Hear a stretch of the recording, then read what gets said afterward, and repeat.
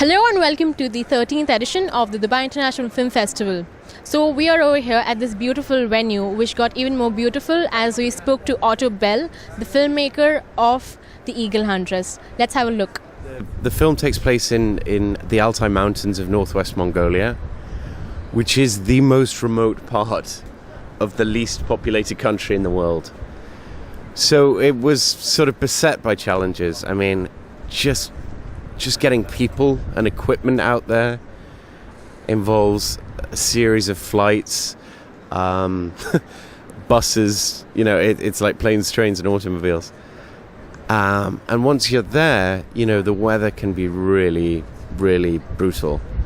We filmed in minus 50 degrees Celsius, which is incredibly tough. I mean, all of your camera batteries die. Your hands stick to metal. Everything just takes, 3-4 times as long because everything just slows down when it's that cold. So yeah, a lot of challenges, but nothing compared to what Pan herself was doing. I took a lot of inspiration from her when she was, hiking through the snow and carrying her heavy golden eagle. You can't really complain. How did you get to know Pan's family? I got to know about Pan through a series of photographs on the BBC. I was lucky enough to see these beautiful photographs by a young photographer called Yahya Svedinsky. And I was very moved by them. And I called him up and I said, look, I want to go and visit this family with you. You've got to introduce me. I want to make a film about it. And thankfully, very kindly, he did. And together, we just spent a lot of time with the family. I mean, they're like my family now. They're coming to my wedding next year. We'll be together forever in one way or another.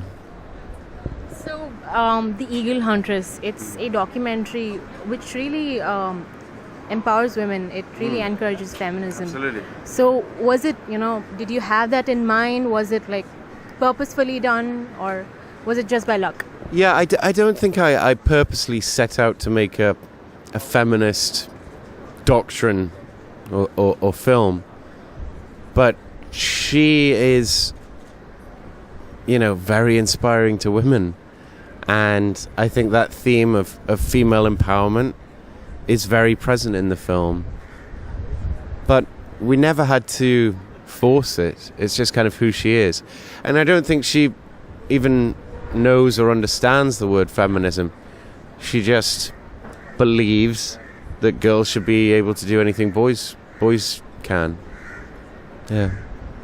So was there anybody who held you back and they're like, no, that's a crazy idea, how can you go and shoot in such a location? And I know that you faced a lot of financial crisis as well. Could you tell me something about that? Yeah, I mean, plenty of people tried to talk me out of making the film, myself included.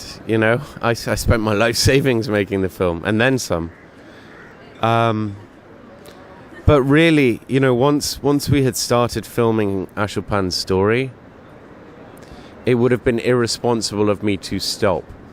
I started to really feel a sense of responsibility to finish telling her story and to make sure that we documented it as best we could in as high a style as we possibly could. So we threw everything at it because she deserved it. We had to do it justice.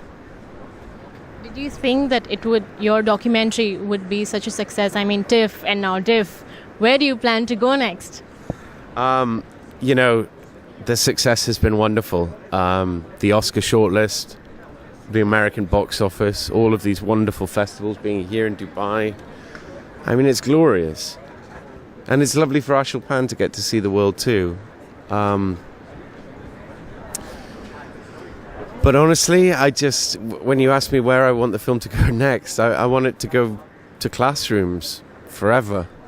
I want this film to be shown 20 years from now to young girls and boys as a reminder that they can do anything. I want teachers to put it on a rainy day and for kids to leave school feeling inspired. And there are a lot of young filmmakers over here, and could you share some of your experiences with them? Maybe something to do or to not to do. Advice to young filmmakers: don't make a film with your own money. Get somebody else to pay for it. No, I mean, jokes aside, I think never giving up is really the trick. You know, move heaven and earth to get the job done. And find other people to work with. There's no heroism or romanticism in trying to make a film alone. You know, there are producers, there are executive producers, there are editors. All of these positions exist for a reason.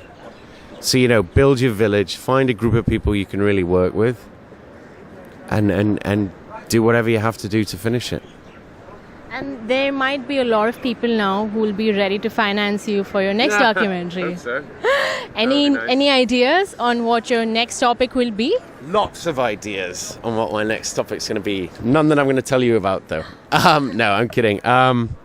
You know, the next thing is we're going to make an animated feature film out of the story. 20th Century Fox are making that film, which is great. Because I think the more people that hear Ashok's story, the better. You know, in whatever form, whether it's my documentary or Fox's movie, animated film, just so long as people hear the message, that's the important thing.